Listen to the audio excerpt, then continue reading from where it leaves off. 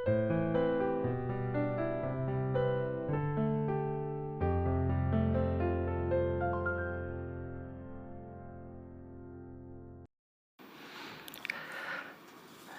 29일) 수요일 새벽입니다. 함께 기도하시겠습니다. 사랑의 하나님, 오늘도 주님과 더불어 새 하루를 시작하게 하시니 감사합니다.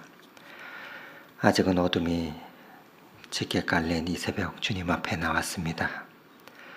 이 아침 주님 앞에 엎드려 두 손을 모으면 주님과 더불어 이 하루를 살기 원하기 때문입니다.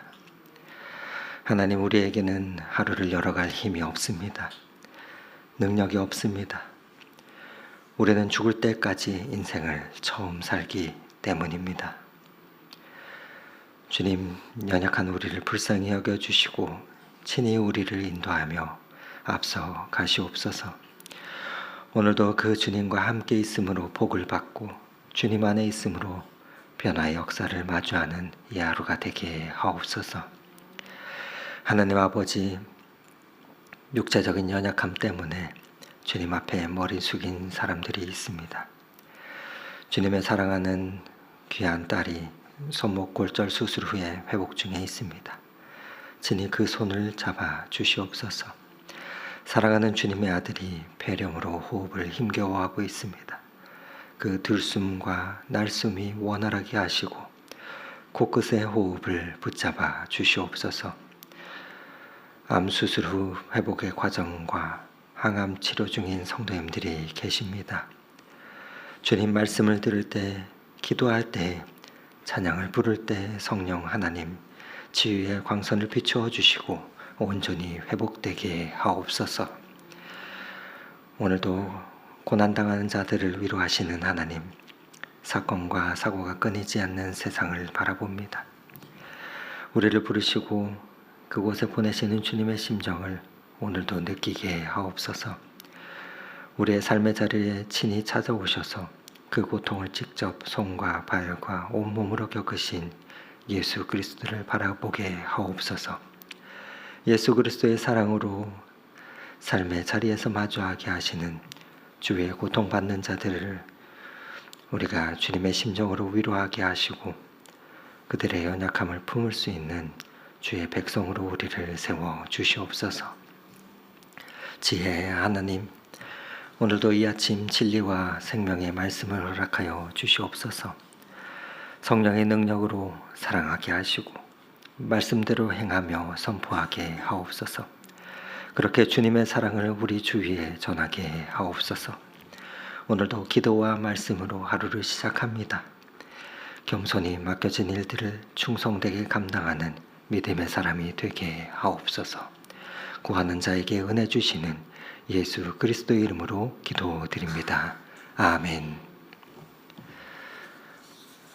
오늘 함께 은혜 나눌 하나님의 말씀은 욥기 23장 1절에서 17절의 말씀입니다.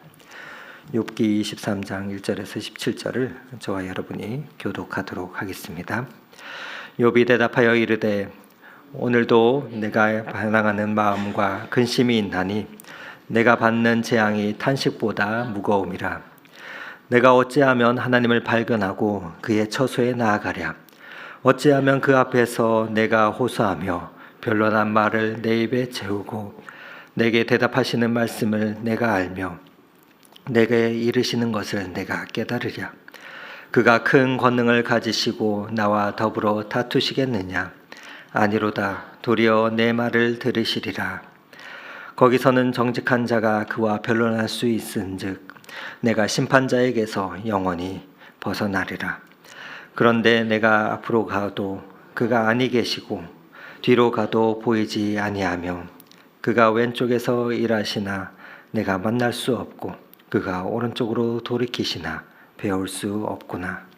그러나 내가 가는 길을 그가 아시나니 그가 나를 단련하신 후에는 내가 순금같이 되어 나아오리라. 내 발이 그의 걸음을 바로 따랐으며 내가 그의 길을 지켜 치우치지 아니하였고 내가 그의 입술의 명령을 어기지 아니하였고 정한 음식보다 그의 입의 말씀을 귀히 여겼도다. 그는 뜻이 일정하시니 누가 능히 돌이키랴. 그의 마음에 하고자 하시는 것이면 그것을 행하시나니 그런즉 내게 작정하신 것을 이루실 것이라. 이런 일이 그에게 많이 있느니라. 그러므로 내가 그 앞에서 떨며 지각을 얻어 그를 두려워하리라. 하나님이 나의 마음을 약하게 하시며 전능자가 나를 두렵게 하셨나니. 함께 읽겠습니다.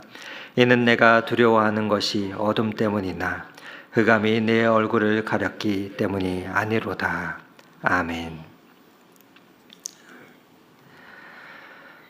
우리는 감당하기 힘든 삶의 시련과 재난을 만날 때 그 해결책이 수학 공식처럼 단순하지 않다는 것을 알게 됩니다.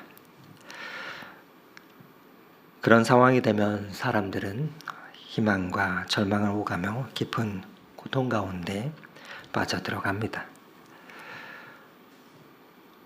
욥의 상황이 마치 이와 같습니다. 어제 엘리바스의 발언이 끝나자 욥은 자신의 답답한 마음을 더 이상 친구들에게 토로하지 않습니다. 아무리 이야기해도 자신의 말에 귀를 기울여 주지 않고 또 위로는커녕 비난만 하는 친구들에게 더 이상 말할 필요를 느끼지 못했기 때문입니다. 그래서 욥은 이제 하나님께 자신의 감정을 토로합니다. 하나님께 나아가고자 하는 갈망과 또 침묵하시는 하나님을 향한 긴 탄식을 쏟아내고 있습니다. 욥의 친구들은 욥에게 원망과 탄식을 버리고 죄를 버리라 계속해서 권면하고 있습니다. 그러나 욥은 엘리바스의 그 권면이 끝나자마자 이렇게 대답합니다. 2절의 말씀을 다시 한번 읽어드립니다. 오늘도 내게 반항하는 마음과 근심이 있나니 내가 받는 재앙이 탄식보다 무거움이라. 욥이 이렇게 반응하는 것은 참으로 답답하고 그가 겪는 그 모든 일들이 감당하기 힘들 정도로 혹독하고 무거웠기 때문입니다. 그래서 욥은 하나님을 만나고 싶어합니다. 그리고 하나님 앞에 묻고 또 그 답을 얻기 원하였습니다. 그런데 하나님이 어디 계신지 알지 못해 답답해합니다. 하나님께 저항하고 싶어합니다. 하나님께 자신의 생각을 다 토해내고 싶은데 어찌할 수가 없는 것입니다. 친구들에게는 아무리 토해내도 그들이 자기를 위로해 주지도 또 자신에게 힘이 되지 못하기 때문이지요. 그는 마음에 두려움과 떨림이 있었지만 하나님 앞에 당당하게 나아가려고 애쓰는 것을 우리는 보게 됩니다. 욥의 탄식 속에는 하나님을 향한 확신이 있었습니다. 욥이 이렇게 계속해서 투정을 부리는 이유는 욥은 저항하고 또 탄식하고 있지만 하나님을 신뢰하고 있기 때문입니다. 자녀들을 키우면서 배웁니다. 아이들이 엄마 아빠에게 엄마는 왜 나 이렇게 안 해줘? 아빠는 왜 내 말을 안 들어? 이거 안 해줘 하고 끊임없이 부탁하고 또 때로는 불평처럼 자꾸만 툴툴거리는 이유는 부모를 신뢰하고 믿기 때문입니다. 그 안에 신뢰가 있기 때문입니다. 그러나 나 이제 엄마한테 더 이상 이야기 안 해. 아빠한테 더 이상 부탁 안 할 거야.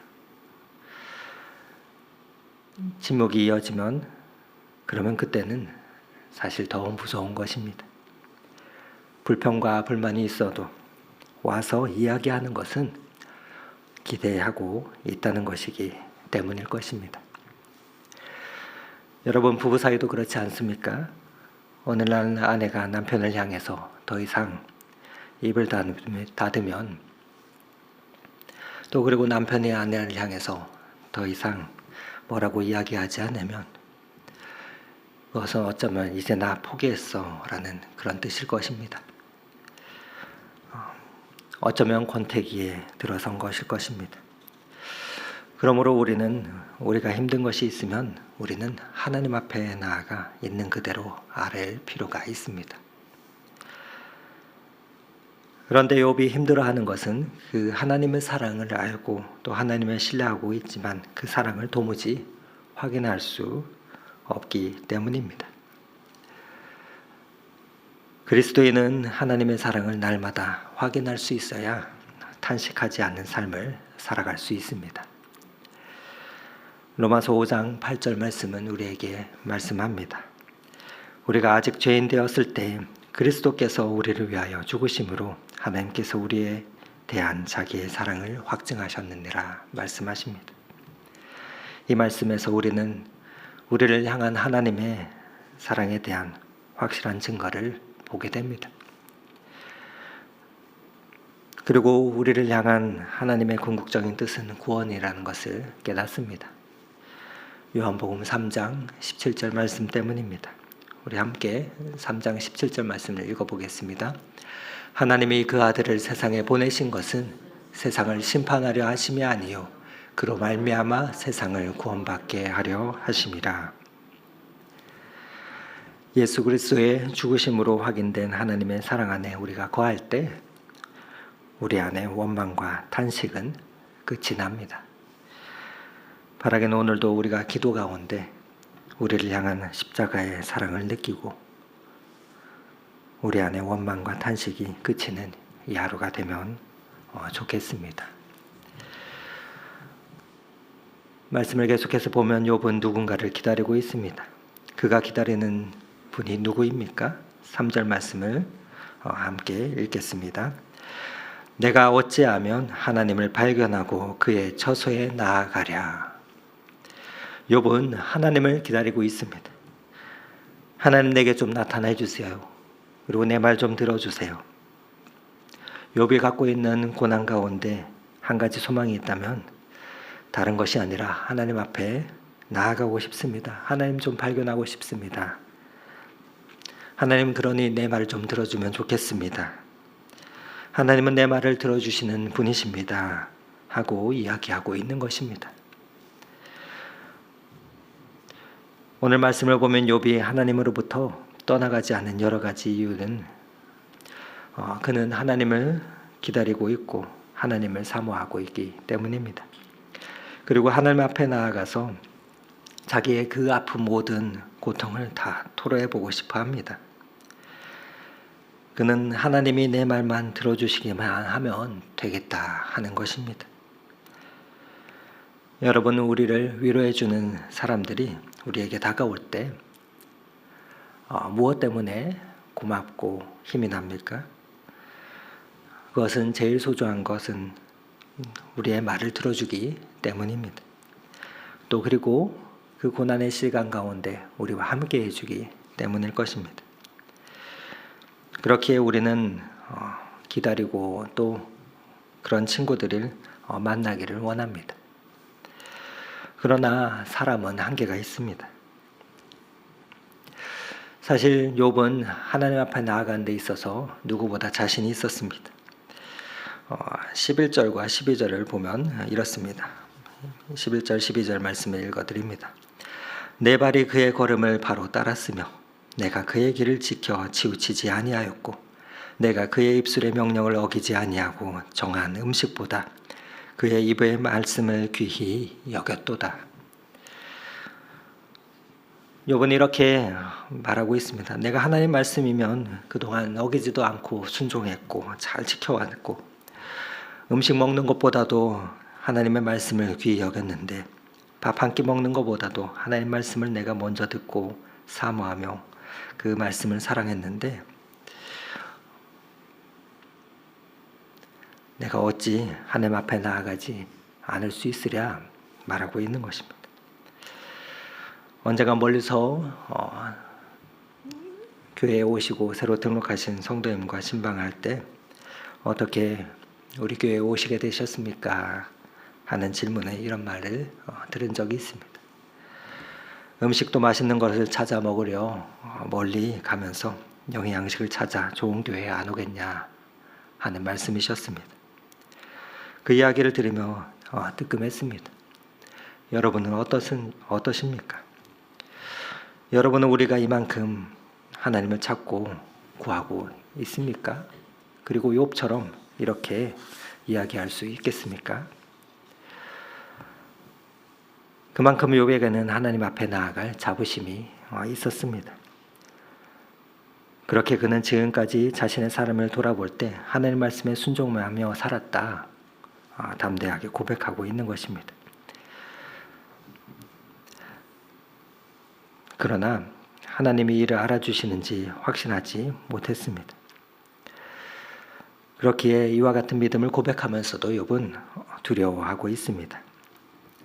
그리고 하나님이 작정하신 일은 반드시 이루실 것이기 때문에, 어느 누구도 반대할 수 없기 때문에, 만일 내가 하나님 앞에 나아가도 하나님이 계획하신 바가 자신을 패망하게 하는 것이라면 그 누구도 어쩔 수 없다는 사실을 그는 잘 알았습니다. 그것이 하나님을 향한 그가 가진 두려움이고 큰 이유였습니다. 그러나 여러분, 욥처럼 자신이 살아온 그 걸음걸이에 대해서 확신하고 또 담대할 만큼 의로운 사람이 얼마나 되겠습니까? 하지만 예수 그리스도 안에 있는 성도는 하나님의 뜻 앞에서 두려워하지 않습니다. 왜 그렇습니까? 우리에게는 중보자가 계시기 때문입니다. 이것이 욥과 우리의 차이입니다. 이것이 우리가 받은 은혜입니다. 그 중보자는 누구이십니까? 바로 예수 그리스도이십니다. 하나님의 아들이지만 이 땅에 인간으로 오시고 말구에 태어나셨습니다. 이스라엘의 헤롯 왕에게 쫓겨서 저 애굽으로 피난 가셨습니다. 그리고 이 땅에 사시면서 외로우셨습니다. 또 이 땅을 살며 피곤하셨습니다. 때로는 배고팠고 또 박해와 조롱을 받았습니다. 그리고 십자가에 죽으셨습니다.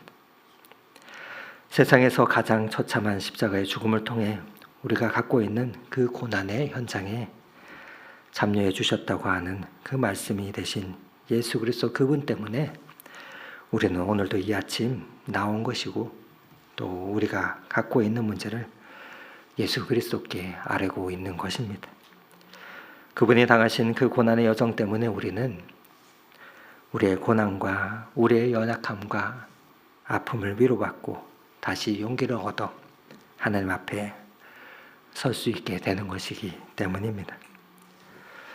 예수님께서는 나는 너의 고난에 동참하고 있다, 나도 아파하고 있다라는 그 메시지를 우리에게 보여주십니다. 우리의 고난의 현장에 찾아오셔서 우리의 눈물을 닦아주시고 우리를 위로해 주시는 그분이 바로 중보자이신 예수 그리스도이십니다. 우리에게는 예수 그리스도가 계십니다. 그리고 또 한 분의 중보자가 계십니다. 바로 성령님이십니다. 사도행전에서 성경은 예수 그리스도의 이름을 부르는 모든 자들에게 성령을 허락해 주신다, 가르쳐 주십니다. 그것을 언제 주신다 말씀하십니까? 사도행전 2장을 보면 말세에 모든 육체에게 보여주겠다 말씀하십니다. 말세는 언제입니까? 개인의 실존에 있어서 말세는 곧 내 인생의 마지막을 경험하는 그때의 고난의 시기입니다. 아무것도 없는 무지의 시대, 절망의 시대입니다. 바로 하나님 앞에서 항복한 그때를 말합니다. 하나님, 나는 아무것도 아닙니다. 하나님, 나는 할 수 없습니다. 하나님 앞에서 감히 설 수 없는 죄인입니다.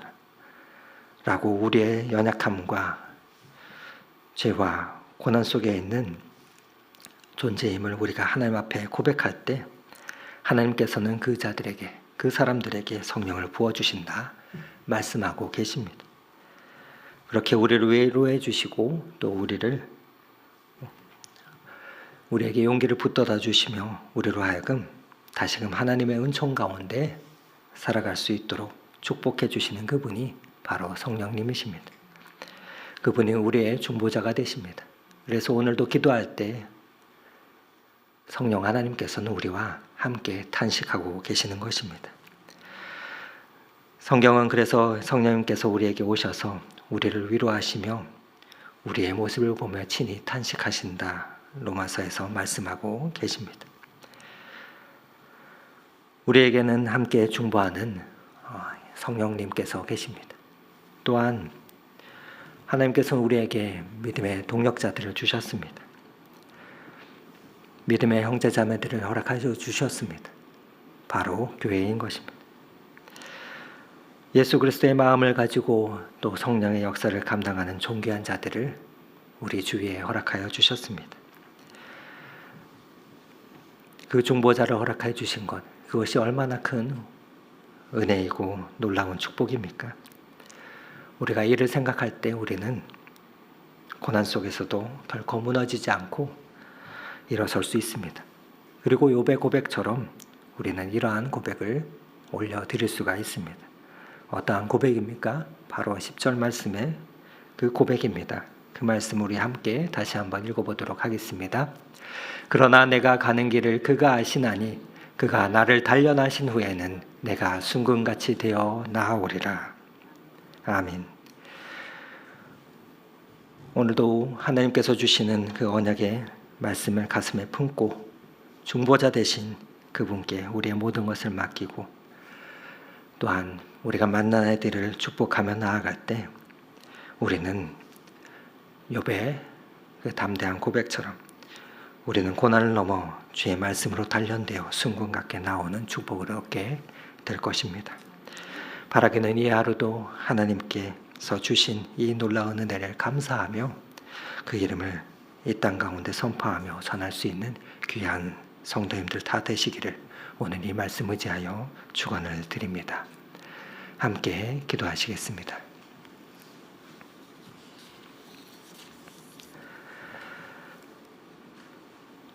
주 모습 내 눈에 안 보여도 그 음성 내 귀에 안 들려도 내 영혼 날마다 주를 만나 신령한 말씀 늘 배우도다. 가는 길 거칠고 험하여도 내 맘에 불평이 없어짐은 십자가 고난을 이겨내신 주님의 마음 본받음이라.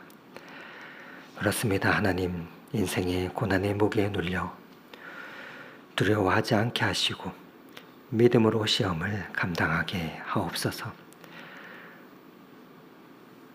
나의 가는 길을 하나님이 하신다 고백하며 내가 순금같이 나아가게 될 것을 고백했던 욥의 고백이 우리의 고백이 되기 원합니다. 하나님, 오늘도 이 말씀으로 믿음으로 고백하며 나아가게 하여 주시고 우리에게 맡겨주신 삶의 자리로 나아갈 때 중보자 되신 성령 하나님 동행하여 주옵소서. 우리의 고난과 아픔의 자리에도 함께 체휼하시며 우리의 이름을 부르시며 우리의 눈물을 닦아주시는 위로자 되신 주님을 만나 하나님 다시금 용기 얻어 일어서게 하여 주시고 주 앞에 온전히 서게 하옵소서.